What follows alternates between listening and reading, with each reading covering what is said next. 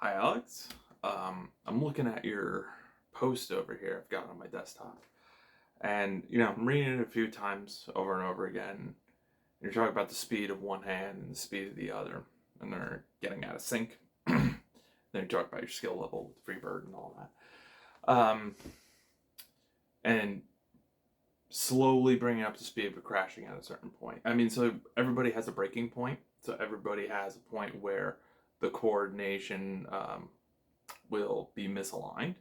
But what is going to allow you to actually go past that speed is actually to go back a bit and use a different metric in a way. So like what I do is I focus on how it feels and how it sounds. So those two things first, right? So whenever I teach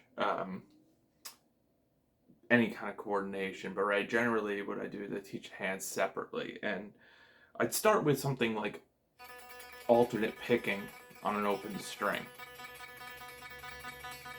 Now, what I'm listening for is evenness in the volume of each of these, right? But what I'm paying attention to, right, and I'm not like pressing down my hand, anchoring and doing something like that. I'm actually floating a bit. It's hard to see at this angle, but I'm floating a bit.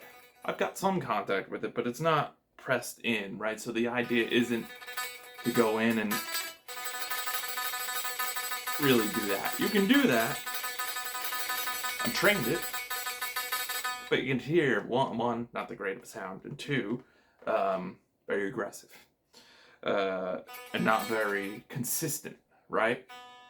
So one of the first understandings I want to have about the right hand is that when I pick, I'm going to use my finger here as a string, and when I pick the string, what I want the string to do is I want the string to move around the pick and not so much force a lot of the pick like on top of the string to get pushed down and have the string like snap back like that. It's a very harsh sound if I do that on the string. Ugh, right? And so as I pick, I want to use just a little bit of the pick, just a tiny bit. So again, if this is the string, I just use enough of the pick on the string to get around, or just to sort of push the string down, depress it into the guitar this way, and then the string actually moves around.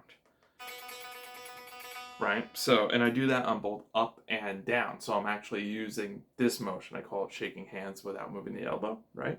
So I'm using this motion. My palm is staying parallel, and I'm not using any rotation in my playing for this. I'm actually staying right there. And so a great way to start getting that evenness, because that's actually something that a lot of people really struggle with, even people who've been playing for many years, is to actually start with the upstroke. Give a little accent on that upstroke if you want to, but the whole point is to feel the string move off the pick and not the pick fight through the string. The reason why is because the tension, the force that I'm actually holding, is in the muscles, right? So if I push down on the string, bring it very close here. If I push down on the string, see how the string's moving? Right? Now as I get through it, see how my wrist sort of dips down a lot more? Besides knocking the string out of tune, right? My wrist will I'll go down a bit more. I'll have much more range of motion. What this is I'm actually engaging this top part of my forearm, then the group of muscles in there. So this is known as the extensors, right? So I'm using that flex happening there, okay? And now, before I can go up, I have to relax that and then go up. But what most people do is they keep that tension and then they try to move up anyway, which you can do, but if you test it yourself right now, you can feel that it's tight, it's awkward, It's not fluid. It's not easy, right? So no matter what style of music you're playing, right? If you're playing riffs and, playing things like that, or leads, or even 3 notes per string, things like that, it all comes from this ability to, after you get through the string, to stop the throw and actually feel nothing in the arm. You feel a neutrality. Once you got that neutrality, then you can engage the opposite motion. Now, what a lot of people do, because they have a lot of tension in the downstroke, everyone starts with the downstroke. No one I've ever seen starts with the upstroke, right? I've been teaching for 19 years now. No one I've ever seen starts their playing with the upstroke, right? I'm sure that there's some exception, but everyone I've worked with, it's always been downstroke. So what happens is we start with the downstroke, and then we hold the tension, and then to compensate for the tension, you'll start to see rotation. And so that's why I love this little test, because in order to get equal volume and time and flow in that picking hand, you'll have to have a proportionate motion. It'll have to be the same motion with the down and the up. Now, if you start doing something where there's like breaks in it, like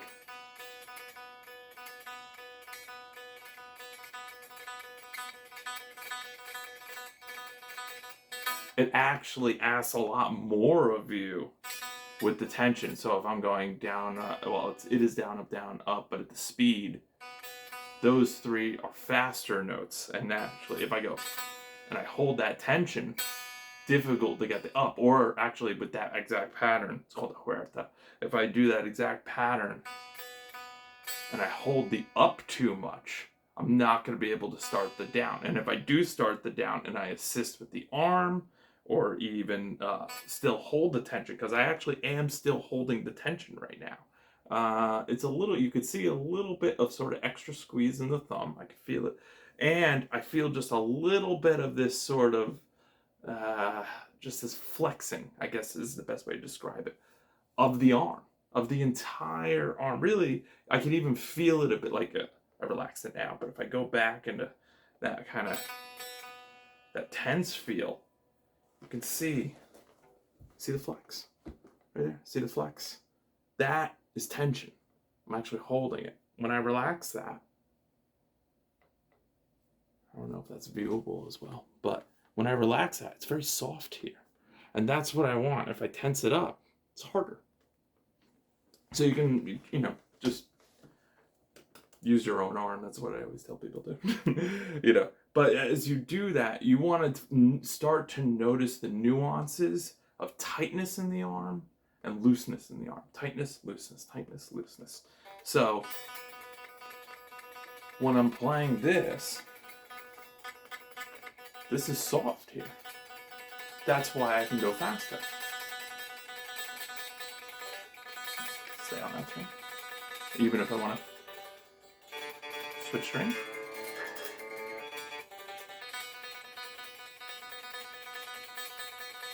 Right? That is always there. So no matter what I'm doing, no matter what style, no matter if my thumb's over the top of the neck, or I'm doing something like this, or I'm really stretched, or even 4 notes per string, or something of that nature, like that, everything is always about, the left hand has to be ready. Obviously, the note won't come out.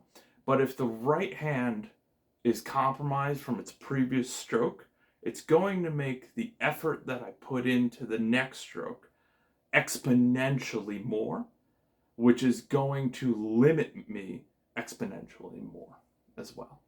So I'll stop it here for now. I think we're already about 9 minutes, so I'll stop it here for now. But if you want a free lesson, let me know. I'll help you out with your tension. I'll help you out with becoming the player that you want to be. I know you said you wanted to be better than that if you feel like you're faking it. So fretboard visualization, I name the notes by their name before I play them. I think about that. Don't use patterns as a primary leader. And allows you to do whatever you want on the instrument. So take care. Hope that helps.